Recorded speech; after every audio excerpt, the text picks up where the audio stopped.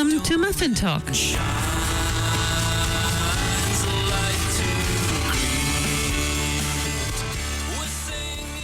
Kia ora and welcome to Muffin Talk. This program is brought to you by the initiative Titipounamu, Study and Joy. I'm pleased to welcome back today Professor Thomas O'Loughlin, who is joining us from the UK. Thomas O'Loughlin is originally from Dublin, Ireland. He is an ordained priest and emeritus professor of historical theology at the University of Nottingham in the UK. Tom, you published books about St. Patrick. One book is titled St. Patrick, the Man and His Works. You say that St. Patrick is part of the identity of Ireland. As he's such a famous saint, especially in many English-speaking countries, there must be many books about him. What made you write about him? Well, first of all, it's lovely to be back with you. So, and to talk about St. Patrick is another joy, because I've been thinking about Patrick for the best part of 30 years. Why I've translated Patrick's two writings twice. And the reason I did it was this, that number one, there are two Patricks.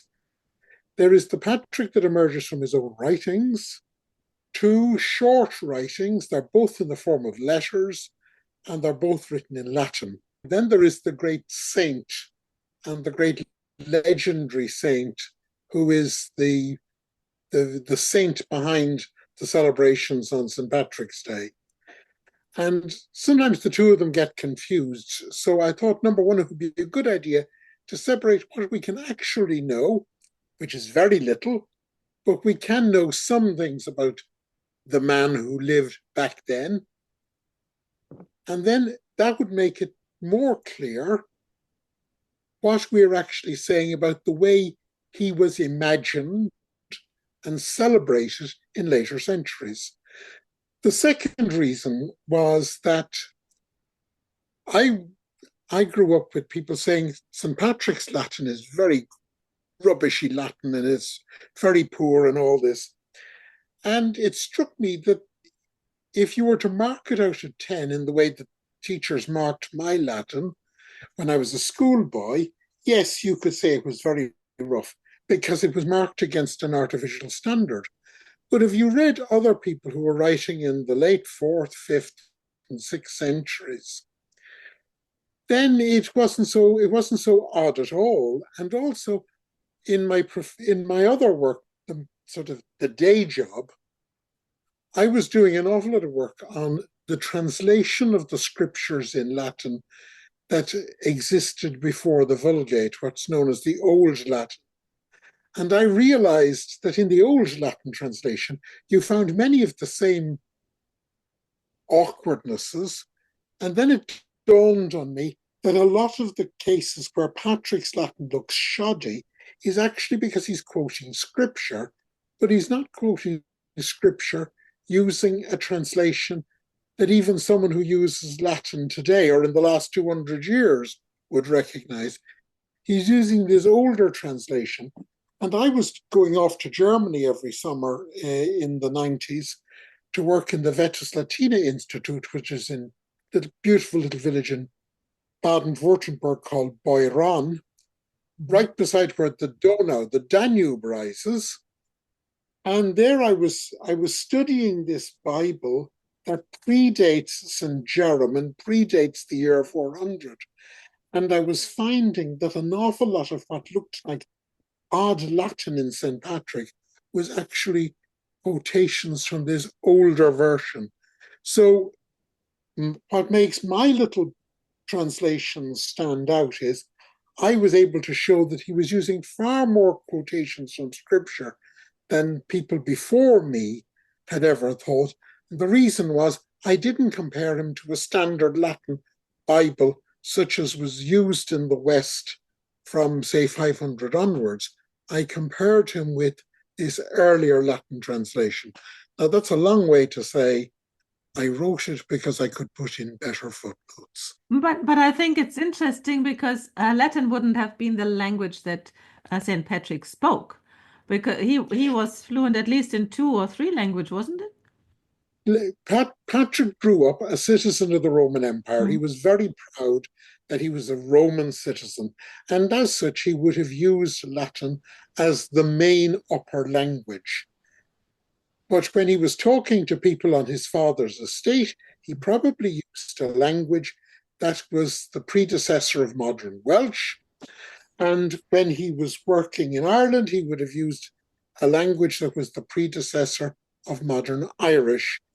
And even in his day, the language of Wales and Britain, other than Latin, and the language of Ireland would not have been mutually intelligible.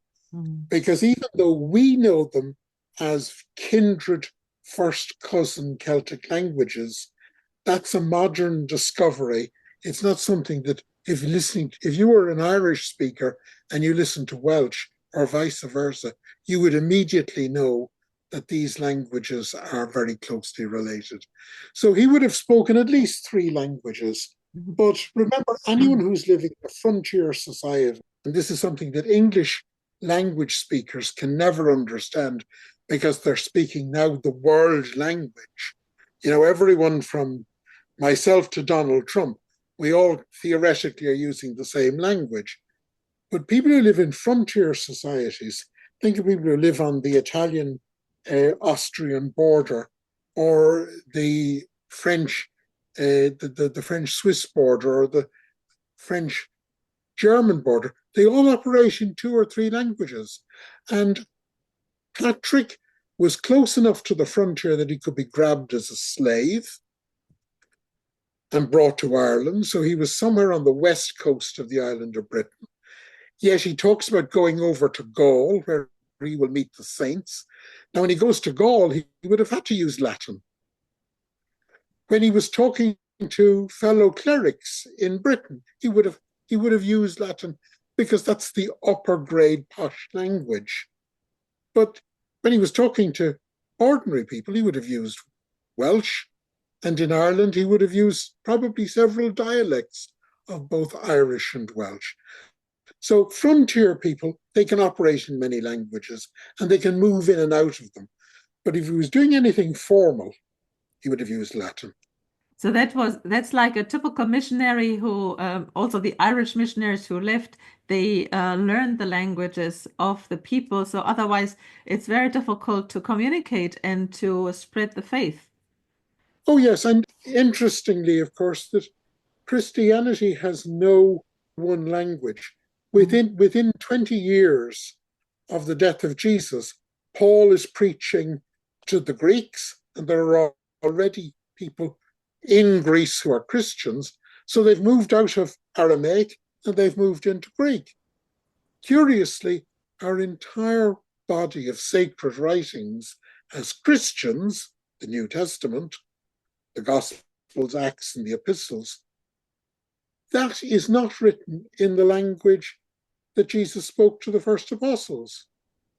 It's written in another language, Greek. And then within 100 years, Christianity is operating also in Latin. Curiously, when Christianity arrives in Ireland, it's the first time that Latin dominates the liturgy for people for whom Latin was not a native language. Syriacs worshipped in Syriac, Greeks worshipped in Greek. At the same time that Patrick is preaching in Ireland, probably the 4th, 5th century period, probably let's say mid 5th century, and we can't be sure of dates, Christianity is going into Georgia. The Georgians have the liturgy in Georgian. It had already gone into Armenia.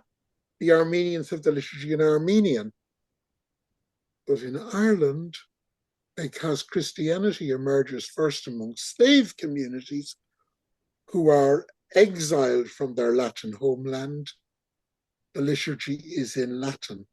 And that actually is a funny thing because while Patrick, on the one hand, is very anxious to be as facilitating as he possibly can to the culture in which he's working, this is the first time we find a case of Christian Latin imperialism. and it will be 1,000 years before the liturgy is celebrated in Irish in Ireland, and that would be with the Reformation. That's amazing. So you now connected St. Patrick to St. Paul and to us in the Catholic Church using Latin as an official language. Yes, whereas we're very proud looking back on what we would look on Patrick's inculturation awareness, his awareness that there is no dominant culture within Christianity. Christianity can operate and should respect every culture, because out of every culture, this new hymn of praise is to be found. There's also this dark side to the experience of Christianity in Ireland, in that it's the beginning of an attitude. Cultures that are less than the Roman culture are not worthy of the liturgy. And of course, that's a disease that is still found among right-wing Catholics today. So, how would you describe now St. Patrick for somebody who just knows the key dates that you can find about anywhere in the internet and where people know and there Well, are certain symbols? Would you describe him? well, I would describe him as he is the only captured slave from the Roman Empire as it frayed at the edges, whose name we know, and yet thousands of people were taken. Probably hundreds of thousands of people were taken into slavery on the fraying edges of the empire. He's also one of the very few who not only escaped, but we know the story of his escape. We know the date of his death because a very sure date in any saint's cult is the date of his death. But we don't know the year. We don't know when he was born. We don't know when he went to Ireland. We don't know when he died. If we said the 5th century, we can be sure of the date in the year, 17th of March, that he died. But as to the year itself, all bets are built around some calculations that were done at the end of the 7th century. And they were done then for very complicated political reasons. In the early 1960s, there was a massive, could you get the date of he arrived in Ireland? Could you get the date he died? Was it 361? Was it 461 or 481? Or just forget it. We cannot know that. Date after the beginning of the 5th century, say around 400, 410, would fit with the date that we usually give for the withdrawal of the Roman legions from Britain. And so it makes it very easy to do raiding on the west coast of Britain. A date in the 6th century would be far too close to the far more elaborate church that we see in the 6th century. So the 5th century is the sort of middle of the road area, and that's all we can say.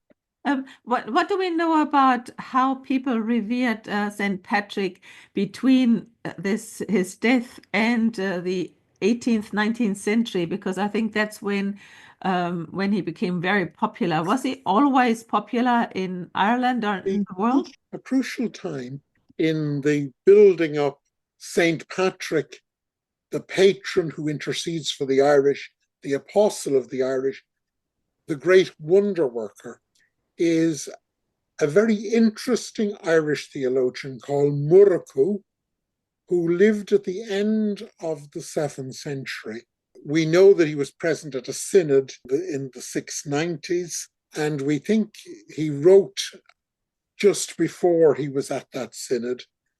And Murrochú is aware that every church needs a patron saint.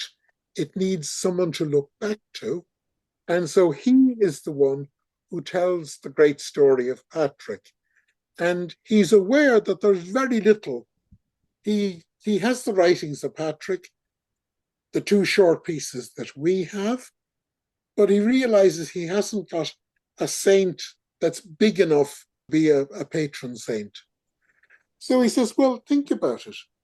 How does a people become Christian?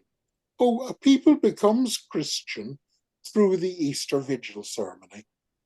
And so he will imagine the conversion of Ireland as a great Easter Vigil. And in fact, Murukku is the first document we have which gives us evidence of the fire on Easter Saturday night. And so Murukku tells an absolutely wonderful story where the conversion of Ireland takes place in a single Easter night.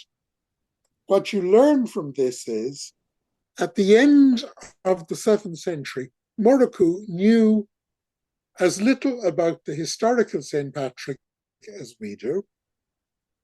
We also know that he had a very healthy theology of conversion because he sees the Irish people as being prepared by the Spirit to receive the gospel.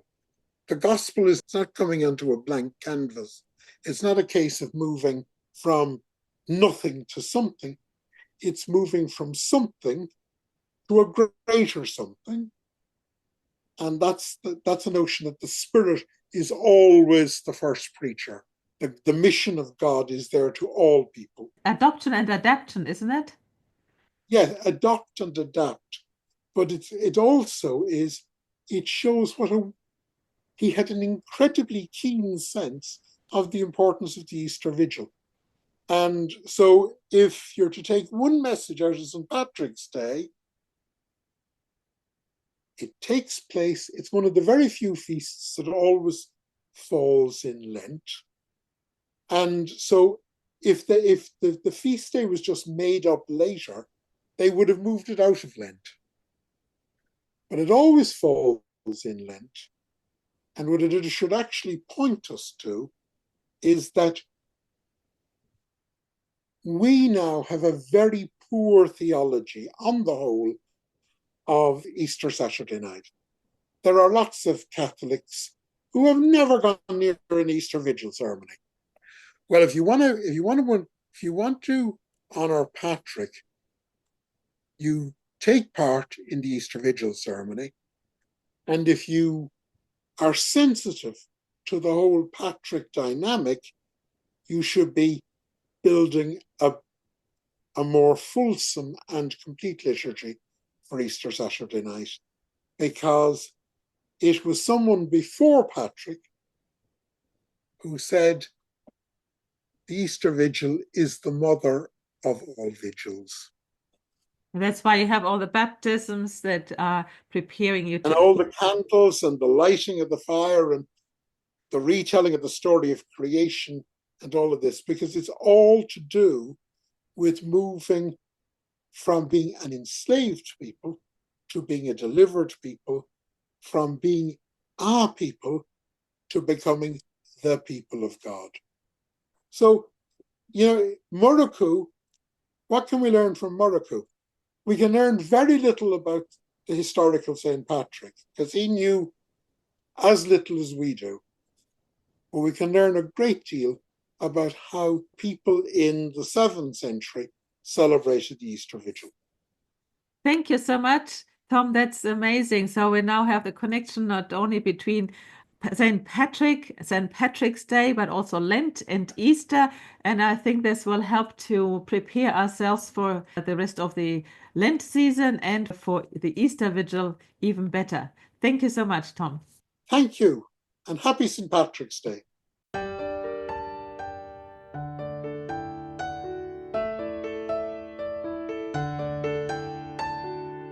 Out there, heroic peace is calling.